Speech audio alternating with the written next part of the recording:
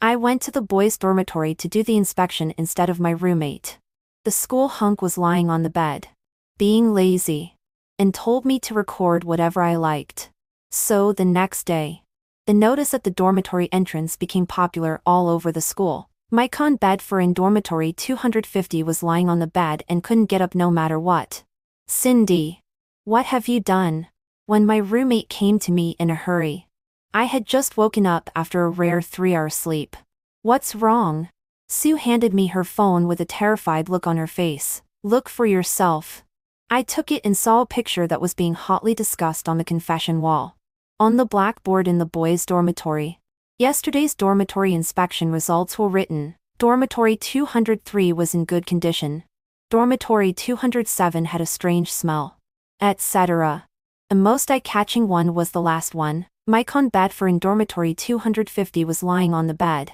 Changed several postures, but couldn't get hard. There were already hundreds of comments below. I'm fucking dying of laughter, ha ha ha ha ha.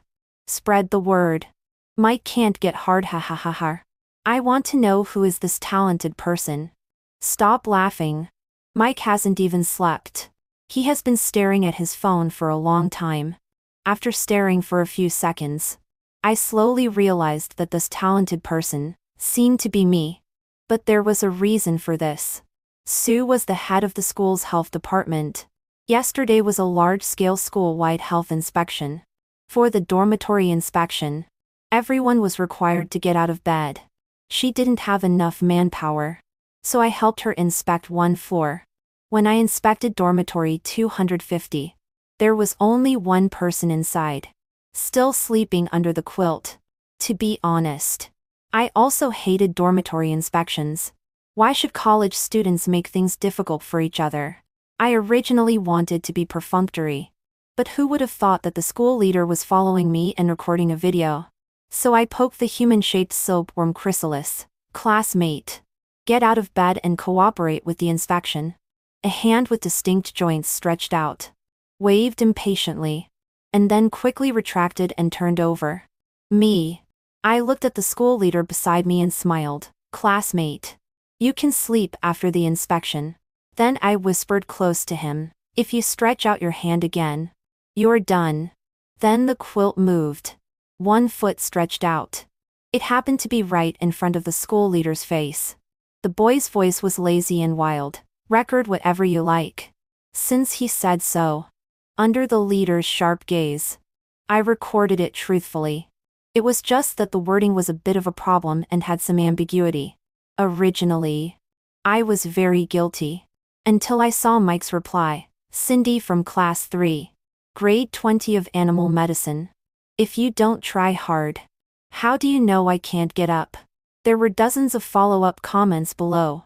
Several friends on WeChat asked me when I became so familiar with Mike. I just felt like a group of alpacas were running over my head. Good. It's like the pot calling the kettle black. Neither of us is any better. It's impossible to apologize. Let's just hurt each other. When Mike blocked my way downstairs, I was about to go to the infirmary. The boy in front of me was wearing a casual jacket, looking like he had just woken up, with a strand of unruly hair standing on his head. He looked me up and down, probably seeing my dark circles. He sneered, those dark circles under your eyes. Are you being condemned by your conscience? The dark circles were actually the after effect of my long-term insomnia. But I slept quite well last night. I slept for 3 hours. When Mike asked me this, I immediately became rebellious. He was a popular figure in the school. Almost everyone knew him. When we were talking, there were already a lot of onlookers around. So I hugged his leg with a guilty look on my face. I'm sorry, Mike. It's all my fault. If I had tried harder, you could have gotten up. I really would have tried harder at that time. But you really showed no signs of getting up. Not at all. I said the last few words firmly. Then I glanced at Mike's indescribable part. The onlookers wide and their eyes, as if they had just heard some big gossip. Mike looked at me expressionlessly. Are you sure you want to do this? Huh? Before I could react, Mike directly carried me on his shoulder and walked away with big strides. Then he threw me on the back seat of his electric bike. Sit tight. I was on tenterhooks all the way. And unexpectedly, I fell asleep. Yes. It was very magical. I have severe insomnia, and it's extremely difficult for me to fall asleep normally. But now, on the bumpy back seat of the electric bike, leaning against Mike's back, I fell asleep and had a hazy dream about the big chicken legs in the cafeteria. 20 minutes later, looking at the saliva mark on Mike's back, I was lost in thought. My fault. Mike rubbed his forehead and walked into the infirmary. What did he bring me to the infirmary for? Could it be that he knew I was coming and deliberately sent me here? I followed him in, completely confused. The school doctor was stunned when he saw us. Do you two know each other? Mike and I stared at each other. What? The school doctor pointed at Mike and said to me, he is the student with narcolepsy that I told you about last time. Then he pointed at me. She is the one with insomnia. You two are regular visitors to my school infirmary. Your conditions are miraculously complementary. I've wanted to introduce you to each other for a long time. How have your conditions been recently? Mike gave me a complicated look and said, I've been very energetic until now today. The school doctor was very surprised. Rare. Do you know the reason? Mike, the only difference from before is that she came to inspect my dormitory yesterday. Mike pointed at me, and I said blankly, to be honest, I had been insomnia for more than 10 days. After the dormitory inspection yesterday, I fell asleep. And I also fell asleep on your electric bike just now. The only difference from before is that I have been in contact with you. After saying that, we looked at each other and both fell silent. Obviously, we both realized a problem. Could it be that our conditions were so serious that they had already affected each other's magnetic fields? To test this hypothesis, Mike and I made an appointment not to meet for 3 days. So I had insomnia for 3 days. If I had never seen the light, I could still endure the darkness. After having those 2 good sleeps 3 days ago, Mike was like an addiction to me now. On Wednesday morning, I climbed out of bed with darker circles under my eyes than a panda. Sue asked casually, Cindy, why are you getting up so early? To find Mike to sleep. Sue was so shocked that her powder puff fell. What? I had already put on my shoes and rushed out of the dormitory door. Damn it. Mike. Come and sleep with me. Woo woo woo. I had never run this fast even for the 800-meter race. As a result, I ran to the downstairs of Mike's dormitory and sent him a message. But there was no reply for a long time. This guy couldn't be sleeping again. I crouched at the entrance of the boys' dormitory with dark circles under my eyes and a resentful look on my face, waiting for him. People passing by all took an extra look at me until a boy said, huh? In confusion, I looked up, and he seemed to understand. Are you here to find Mike? I nodded quickly. But Mike has gone to the infirmary. Huh? He was sleepy while riding his bike this morning and crashed into the flower bed in front of the library. It took 10 minutes for someone to find him because he was unconscious. No, he was asleep. I didn't understand, but I was greatly shocked. Is it so easy for people with narcolepsy to fall asleep? Woo woo. Share some of your illness with me. Okay? 5. Without further ado, I turned around and rushed to the school infirmary. Mike was sitting on the bed with his eyes half open, looking at the bright sunshine outside the window, with a numb and somewhat hopeless expression on his face. He looked like he was about to ascend to immortality in the next second. I grabbed his sleeve.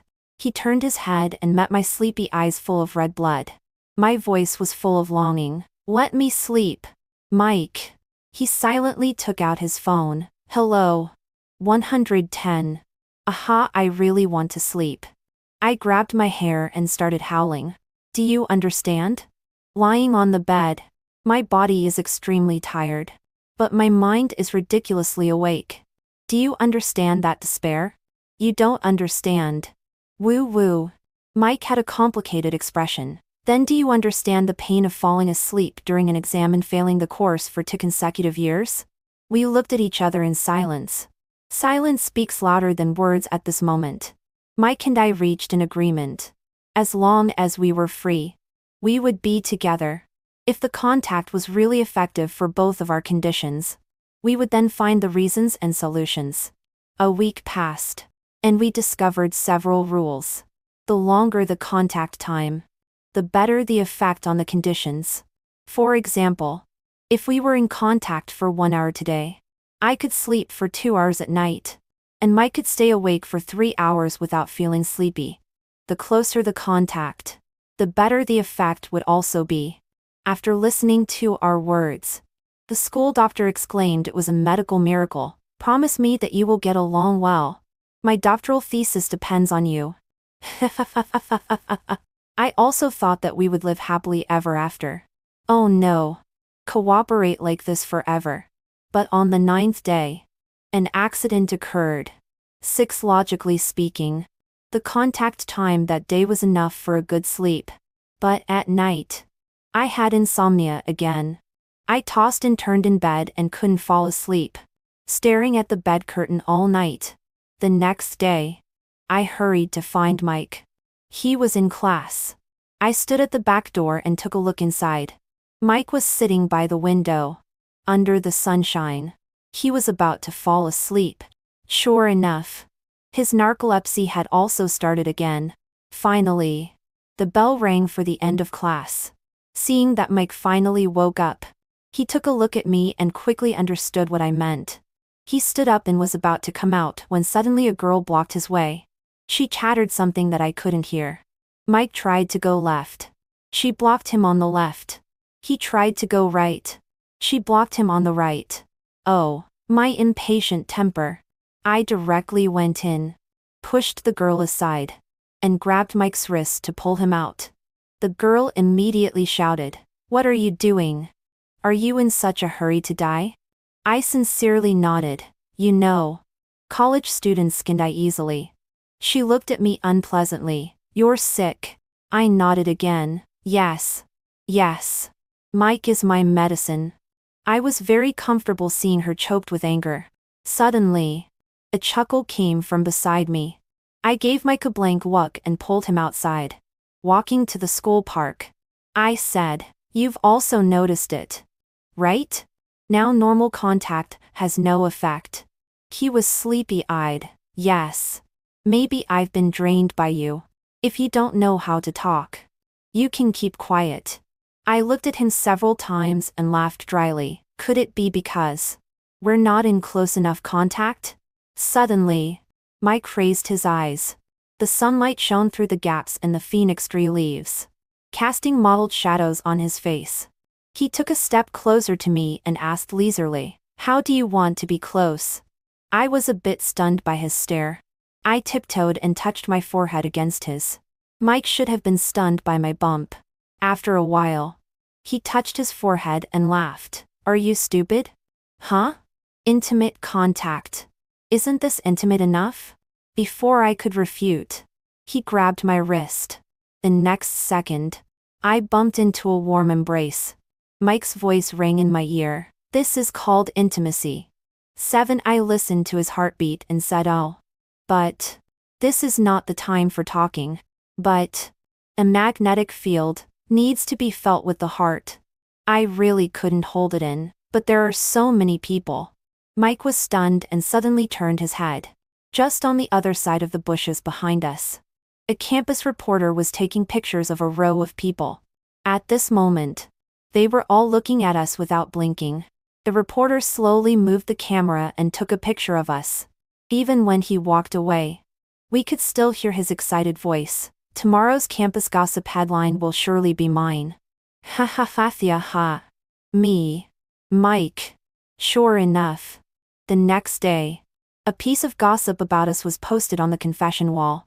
The general content was, because Mike couldn't get hard, his relationship with his girlfriend broke down.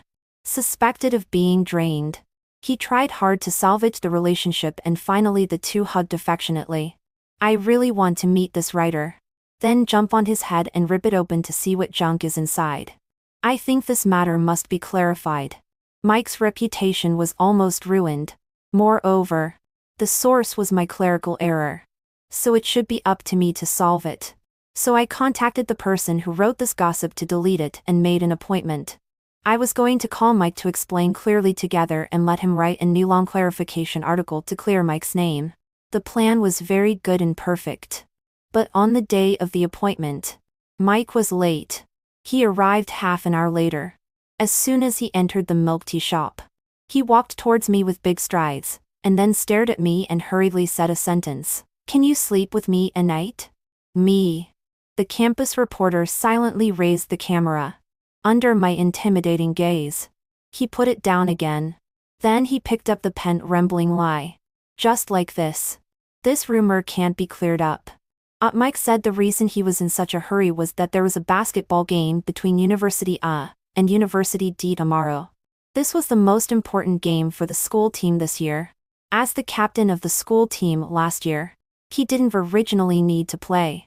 But this afternoon, the main player of the school team accidentally broke his leg. And there was really no one else. So they came to him. But since this year, his narcolepsy had occurred frequently.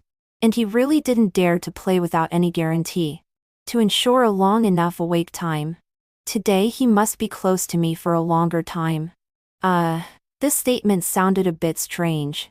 But it meant literally that we needed to be close in for a long time. So we could only sleep together at night. I crossed my arms. "You're begging me. What benefits can you give me?" Mike said faintly. "A readily available sleeping pill. What are you hesitating about?" I excitedly pulled him and ran outside the school. "Let's get a room." Ouch. Mike. But we went out late, and it was the weekend.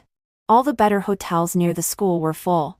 We only found a smaller hotel. It was okay to make do for one night. We both had taken a bath before coming out. So there was no embarrassing bathing part. We could just go to sleep directly. But I couldn't fall asleep. You ask me why? Mike. The school hunk. 1.85 meters tall. With 8-pack ABS. Delicate features. And smelling good. With such a big living person lying beside me. Even a nun couldn't fall asleep. Just then, Mike also had no sleepiness. He turned his head and took a look at me. "Can't fall asleep?" I nodded. A smile appeared at the corner of his mouth. "Then let's play something interesting." Me? Half an hour later. Our conversation became like this. "You're so amazing. How can you hold on for so long?" "No. Be careful when you put it in. Slowly pull it out. Don't use so much force. I'm stuffed." Knock. Knock. Knock. Suddenly there was a knock on the door. Mike and I looked at each other. Mike went to open the door. There was a blushing big brother standing at the door. The big brother said with difficulty, "Brother, the sound insulation in this hotel is not good. You go to sleep early." Alas. Even I, a grown man, blushed and my heart beat faster when I heard you. He took a peek inside with his peripheral vision and happened to meet my eyes. The big brother was stunned. My face was covered with slips of paper. I was holding a kebab in one hand. And there was a building block lottery in front of me. My hand was carefully pulling out one of the sticks. I don't know whether we were more embarrassed or the big brother was at this moment. 9 after such a commotion. I finally felt sleepy. I directly fell into a deep sleep. I don't know how long it had passed. I was still having a long and messy dream. Dreaming of the hairless cat adopted in the courtyard. It often lay on its back, and let people touch its belly. I was happily dreaming and turned over. My palm just landed on a smooth skin. In my dream, I was rubbing the cat's belly, and my hand unconsciously started to move around. Suddenly, I touched a bump. The feel was a bit different. Was the kitten pregnant? Why was it so hard here? So I couldn't help but scratch it. There was a muffled groan beside me. Mike grabbed my hand all at once, turned over and restrained me from above. His ear tips were so red as if they were about to drip blood. He gritted his teeth and said shyly and angrily, "Have you touched enough?" I immediately woke up and quickly glanced at his chest. Oh no. The color was different. Damn it. Cindy. Are you still human? Why are you thinking about this at this time? I took another look at Mike and preemptively said, Why did you take off your clothes? What do you want to do? Mike looked at his chest following my line of sight. As if being electrocuted. He suddenly turned over and put on his short-sleeve shirt. Stuttering a bit, it was too hot at midnight. I subconsciously took off my clothes. Sorry. Off. I'm so magnanimous. I forgive you. After saying that, without waiting for Mike to react, I quickly got up and ran away. Their game started at 11 o'clock. I went back to the dormitory and found that my roommates were all dressed up beautifully and ready to go to the basketball game. Sue said, I heard that there are a lot of handsome guys in the D University team coming today. Cindy, do you want to go with us to have a look? I wasn't interested at first. I casually glanced at the photo of the D University basketball players that Sue showed me. I was immediately stunned. Isn't the one standing in the center position Ryan? My neighbor brother who lies next door to my house? He was 2 years older than me. Although we didn't have much contact. He was the first boy who made my heart flutter when I was a girl. I must go to this basketball game. I quickly put on makeup and found some clothes. When I rushed to the basketball stadium, the game had just started. I looked around the court and saw Ryan at a glance. He wasn't extremely handsome, but still relatively clean-cut. He suddenly looked over. I happily waved. Ryan was stunned for a moment and then winked at me. The big smile on my face slowly disappeared. A bit cheesy. Not sure. Let me look again. Suddenly, there was a scream from the sidelines. I followed the sound and saw Mike neatly throw a three-pointer in his white jersey. The moment he turned around, his eyes met mine for a brief moment. My heart skipped a beat inexplicably. The basketball game ended. Everyone walked out of the stadium one after another. I was looking for Mike's figure when Ryan walked straight towards me. He sat down beside me with a sweaty smell. Cindy. It's been a long time. You've become so beautiful. After saying that, he pretended to be cool and shook his hair. Maybe he thought he was very handsome. But I wiped the sweat droplets that splashed on my arm. I really didn't know what to say. I could only laugh dryly. It hasn't been that long. We saw each other during the Chinese New Year last year. Ryan suddenly started to look me up and down and smiled a bit lewdly. Did you dress up specially today? I endured. Ryan, knowing that I was coming. Did you dress up for me? I endured again. Ryan, you like pink so much. Is your underwear also pink? Damn it. I really couldn't bear it anymore. I smiled and waved to him. I'll tell you quietly. Ryan happily leaned closer. I swung my arm round and slapped him. The palm print is also pink. Is it beautiful? How can there be such a violent girl like you? Do you know what civilization is? Ryan cursed and covered his face and shouted. I raised my bat and threw it at him. I'll dip my belt in iodine tincture and disinfect it while hitting you. So civilized. Ryan remembered to fight back after I beat him several times. He cursed in a low voice and directly raised his hand. But before his fist could fall, it was intercepted halfway. I turned around in surprise and saw Mike standing beside me with a gloomy face. He twisted Ryan's arm and forced him to step back. Then he kicked him to the ground and said coldly, "Get lost." Ryan was probably not convinced and still wanted to resist. But when he saw that all his teammates had left, he was too cowardly to say anything and ran away in a hurry while still cursing. Listening to his words, I had very complicated feelings. 17 Mike sat with me on the stands. I was extremely depressed. In my impression, he wasn't this kind of person. I still remember that he liked to wear white t-shirts and had a neat crew cut. He was my favorite type. When I was in junior high school, every day when I met him on my way to school, he would smile at me. How can a person change so much? Thinking about my first love feeling in junior high school, I just felt really bad. I wailed. I might as well not have come. My youth. Mike sat beside me, and was silent for a while. He patted my shoulder with a complicated look. It's not your fault for having bad taste. If you had known me at that time, you would have known the difference after comparison. Me. Thanks. You're really good at comforting. A few days later, we made an appointment to go to the infirmary for an examination. As soon as I saw Mike when I walked out of the dormitory, I was stunned. He had cut a crew cut. His originally soft facial contour had a bit more of a ruffian air. There was no girl passing by who didn't take an extra look at him. Damn it. He became even more handsome. Seeing me, he showed off with his eyebrows raised. See? This is the correct way to have a crew cut. I couldn't help but laugh out loud. When we arrived at the infirmary, the school doctor asked us to record our sleep and mental conditions during this period in the infirmary. So Mike and I each occupied one side of the table. But recently the weather was still a bit stuffy. I fell asleep lying on the table halfway through writing. When I woke up, it was already dark. Mike stood by the window with a complicated expression. There is a bad news and an even worse news. Which one do you want to hear first? My heart skipped a beat. I always had a bad premonition. The bad news. Mike, my cell phone is out of battery. What kind of bad news is this? I frowned. Then what is the even worse news? Mike, go out and have a look. I stood up in confusion and walked towards the door of the infirmary.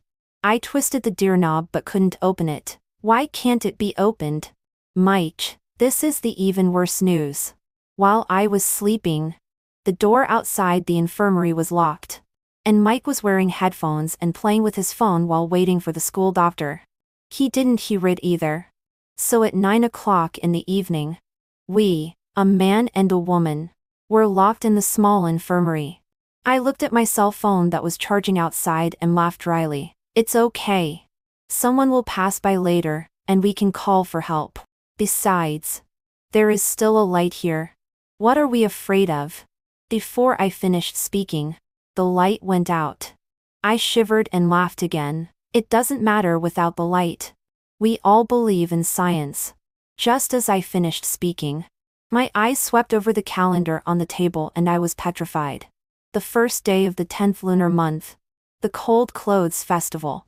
One of the 4 major ghost festivals. 12. It would be a lie to say that I wasn't scared. But I was still trying to hold on. Mike sat down by the window and patted the space beside him. Sit. I quickly ran over and sat beside him. There was a wind blowing past my ear. And out of fear, I moved closer to Mike. There was a faint smile on Mike's lips. Are you scared? I nodded vigorously. When I was a kid, I was terribly frightened by horror movies. It was all my brother's fault. He always told me ghost stories to scare me. Rather envious. What? Mike said. I also really want to have a younger brother. I looked at his lower body. Don't you have one? Mike? He expressionlessly pushed away my hand that was pulling his sleeve. I shamelessly grabbed it again. Look. The atmosphere is much better now. Right? I'm not scared at all. Out of the corner of my eye, I saw a white figure flash by outside the window. I screamed and threw myself into Mike's arms. A dirty thing. There's a dirty thing. I didn't dare to look outside and held onto Mike's waist tightly without letting go. I just felt that Mike's breathing seemed to become a bit heavier. He reached out and put his arm around my shoulder. His voice a bit hoarse. Don't be afraid. Only then did I calm down and realize that this posture was too much. I reluctantly got out of Mike's arms and, mustering my courage, wanted to take another look outside. Suddenly, Mike reached out and covered my eyes. If you're scared, don't look. There's nothing outside. I nodded blankly. Oh. After that, in order to make me stop being afraid, Mike told me several cold jokes. In return, I said, do you listen to songs? Mike was stunned. Isn't your phone outside? I said, I'll sing for you. Mike smiled. And then I cleared my throat and took out my best-kept song. 13. We were rescued 2 hours later. Fortunately, we managed to enter the dormitory before the curfew. I slept until dawn. The next day, Sue, with a terrified look on her face, held her phone and said, "Cindy, don't go to the school infirmary these days at all." I was stunned. "What's wrong?" Sue said mysteriously, "Yesterday was the Cold Clothes Festival. Right? I heard that there was a ghost there." I knew it. The white figure I saw last night wasn't an illusion. The more I thought about it, the more scared I became. I nervously hugged my small quilt. "Tell me more." Sue continued, "Yesterday, the skateboarding club organized a Dare to be Bold challenge. When a girl skated to the school infirmary area, she heard a scream. Very miserable. Not long after that, they heard a song. According to their description, the song didn't sound like it was sung by a human. It was extremely tragic, with a strange pitch, like a folk curse. Something seemed wrong." Sue played the recording that was spreading on the school forum for me. I fell silent as I listened to my own voice. Sue shook her head. "Tut. Anyway, don't go to the infirmary during this period. This female ghost seems to have a lot of resentment." I also had a lot of resentment now. Was I really that bad at singing? Mike was still laughing last night. Oh, probably mocking. Just then, I received a message from Mike, asking me to have lunch together at noon. He must have known about the ghost incident too, thinking it was too embarrassing. I said I couldn't go because I had a cold and my throat was itchy. Who would have thought? When I was eating chicken feet in the cafeteria, I ran into him again. Mike examined me. "A cold? A itchy throat?" I looked at the chicken feet clamped by my chopsticks and twitched the corner of my mouth. "Let it go in and scratch." Mike. 14 during the meal. Mike heard that I was going out for an internship for half a month next week and promised to give me a gift. I only received a box from him just before leaving. "What is this?" Mike raised his eyebrows. "You'll need it." Before I could open it, I was rushed onto the bus by my tutor. Seeing the beautifully packaged gift box in my hand, my classmates' gossipy souls were burning brightly. They urged me to open it and have a look. For a moment, driven by vanity, I embarrassedly hesitated for a while. Oh, there are so many people. How embarrassing. Hurry up. Hurry up. It's from Mike. The packaging is so beautiful. It must be a bag. I guess it's shoes. With an excited heart and trembling hands, under the expectant gazes of everyone, I opened the box and took out a used boy's pajama. There was complete silence around. A classmate blushed and turned his eyes to the window. "The scenery outside is so, oh no, so beautiful." I directly stuffed the pajamas into my bag and shrank in my seat to call Mike. "What do you mean by giving me your used pajamas?" It seemed that he was walking on the other side, and the background was a bit noisy. "Aren't you not coming back for half a month? If you can't see me, you can't be insomniac for half a month, right? I'll give you my pajamas. Put it beside you when you sleep at night. It might be useful." I took a deep breath. "Your starting point is good. But don't start yet." After saying that, I suddenly thought of something and asked him, "Then what about you? When I'm not here, don't ride your bike. Okay? Okay. When you sleep in class, remember to be more discreet. If you get caught, you'll have to stand and sleep. Okay. Pay attention when you walk, and don't bump into a tree."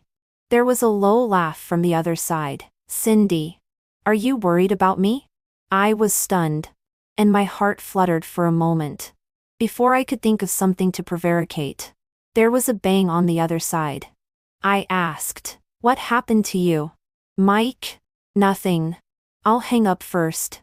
After hanging up the phone, I was a bit worried that something had happened to Mike.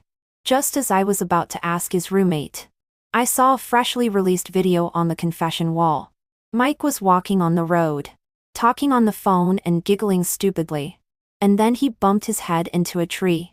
A bit silly. And also a bit cute. I couldn't help but laugh out loud. 15 Mike's pajamas seemed to be really useful in the internship dormitory. Although I didn't sleep very well, holding his pajamas, I could doze off for a while at least. One day, when I really couldn't fall asleep, I sent a message to Mike. Are you asleep? Mike, no. I showed off. Is it that without me? You found that you can't live without me? The typing indication on the other side showed for a while. And then a voice message was sent over. With a chuckle and a hint of doting, yes. So come back quickly and save me. It was like coaxing a child. But I had no proof. Mike asked again, have you had dinner? Just ate Nazha's body. Mike? I said, oatmeal. Mike. He sent a long voice message. I didn't need to listen to know that he was saying I was crazy. I typed with a smile, I like the way you can't stand me but can't get rid of me. As a result, I didn't hold my phone firmly. Halfway through typing, it hit my nose directly. It made my eyes water. When I picked up my phone again, I found that I had sent the first half. I like you. Damn it. I exclaimed and quickly clicked, recall. So fast. Mike probably didn't see it. Right? I felt a bit guilty. But why was I also a bit expectant? Oh no. It seems that I'm addicted to Mike. No, it must be that we've been in contact for too long and I've become dependent. After being apart for half a month, I'll return to normal. I thought so and firmly believed it. Until the end of the internship half a month later. My tutor asked me with a solemn face, what is Mike to you? I was shocked. How do you know? No, Mike has nothing to do with me. My tutor looked at me faintly. Are you sure? Then he pointed at the small animals in the clinic and roared, you named that dog Momo. That cat Song Song. The parrot Song Xiao Mo. The hamster Song Damo. And even more ridiculously, that pig. You named it Mo Bao. Now if you don't call it baby a few times before meals, it won't eat. My tutor looked up at the sky in distress. Cindy. How are you going to repay them? I turned my head and made eye contact with the pig's innocent eyes. I actually moved my eyes away in shame. When I was pulling my luggage back to school, I ran into the school doctor. She looked me up and down and smiled. You look quite energetic. Are you okay too? I was stunned. Too? The school doctor's sister nodded. Yes. Mike also received treatment in the hospital before. During the time you were away. His daily routine has become normal. How about you? Has your insomnia improved? I had mixed feelings and didn't speak for a while. After chatting casually with the school doctor and parting, I stood at the school intersection. My mind in a mess. So Mike had been receiving treatment all along. He was looking for a way to live a normal life without me. But I was becoming more and more dependent on him. This was not good. 16 After returning to the dormitory, Sue updated me on the gossips that had happened in the school these days. I only remembered one of them. Mike had been looking for a senior sister in the medical department, the campus belle, for 3 consecutive days. I saw the photo taken by passers-by. A handsome man and a beautiful woman were sitting together having dinner, looking very well matched. Oh no. So was this the reason why he was so eager to cure himself and get rid of me? Then I must do a desensitization training for myself. Challenge. Not depending on Mike for a week. Day 1 of the challenge. Failed. On the basketball court. As soon as I saw him, I turned around and ran. Mike grabbed my hat and dragged me into the utility room like a chicken. He propped his hands on either side of my head and stared at me meaningfully. What are you running away from? I lied blatantly. I'm not running away. Mike didn't say anything. My voice also lowered. Don't need me anymore? Mike. What? Someone outside called him. Mike grabbed my wrist and led me onto the basketball court. Then pointed to a position. Wait for me there. I nodded. Today was the final of the 5-school league. Mike led the school team to dominate the whole game and won with a crushing victory. I sat in the crowd and clapped. Suddenly, the girl beside me pulled me with a pained look on her face. Classmate.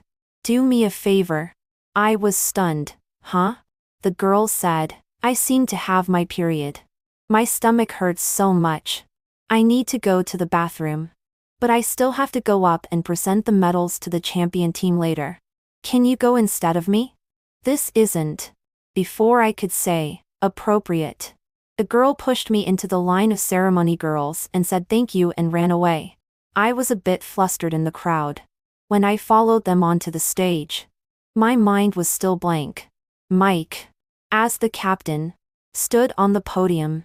When he saw me, a flash of surprise showed in his eyes. And then he was full of tenderness. I picked up the gold medal and gestured to put it around his neck. Because I was too short. I couldn't reach even when I tiptoed. A bit embarrassed. I gritted my teeth. Lower your head. Mike, okay. Seeing him bend down, I tiptoed with the gold medal in my hand. The moment the string was hung around his neck, Mike gently kissed me on the cheek. I was stunned, looking up and meeting Mike's evasive eyes. My mind went blank for a moment. And then I fled in a hurry. 17 at night. I lay in bed, as energetic as if I had taken stimulants.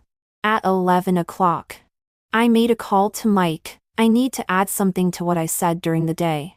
Mike's voice sounded a bit nervous. What? I said seriously, you don't need me. And I don't need you either. There was no response from the other side for a long time.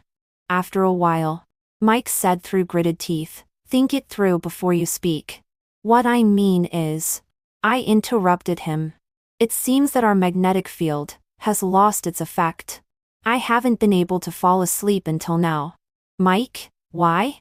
I cleared my throat, because as soon as I close my eyes, all I can see is you. Mike, you should be responsible. I'm insomniac now because of you. There was silence on the other side for several minutes. Then Mike spoke. His voice a bit hoarse, as if he was restraining something. Go downstairs. Your medicine is here. 18 in the middle of the night. I was sitting by the lake in front of the dormitory with Mike, wearing slippers, freezing to death. Mike sighed in exasperation, turned me to a different direction, and then let me put my feet in his arms. I huddled in my coat, not knowing what to say. Mike spoke first. I saw the message you sent me a few days ago. What message? The one you retracted. My face flushed immediately. Just as I was about to explain, Mike said through gritted teeth, when I saw the message, I jumped up and announced to my roommate that I was no longer single. But then you retracted it. What? Do you still need to hesitate? I swallowed the words of explanation again. Mike persisted. Why did you avoid me after coming back to school? My voice was listless. Your narcolepsy is almost cured. You don't need me that much anymore. Besides, they all said that you have been very close to the campus bell from the neighboring department these 2 days. So I couldn't help but think more. You're thinking nonsense. We were having a normal conversation. Why did he scold me? Mike seemed more aggrieved than me. That senior sister has a lot of research on insomnia. I just asked her about insomnia. Huh? So, it was for me. Was it really necessary? Obviously. We could solve the problem by being together every day. Why did Mike look for a way to cure both of us? Mike said, because I hoped that even without me, you can have a good sleep every day. I was distracted for a moment looking into Mike's eyes. But he touched his crew cut and said with his eyebrows raised, I have a crew cut now and white t-shirts are ready in my wardrobe. Can I be your type now? I directly kissed him. You already are. 19. Several years later, during the new student enrollment season, one day, I accidentally browsed the A University forum and saw that long-lasting picture again. Mike on bed for in dormitory 250 was lying on the bed. Changed several postures, but couldn't get hard. I took a look at Mike, who was sleeping soundly beside me, and thought he was really wronged. The rumor started because of me. So let me end it. So I left a comment. This is a rumor busting. Mike is not only capable, but very capable. My phone rang several times in a row. Someone must have replied. I put down my phone without looking at any of the replies. I turned over and hugged Mike Sate Pack ABS. My back hurts. Time to sleep.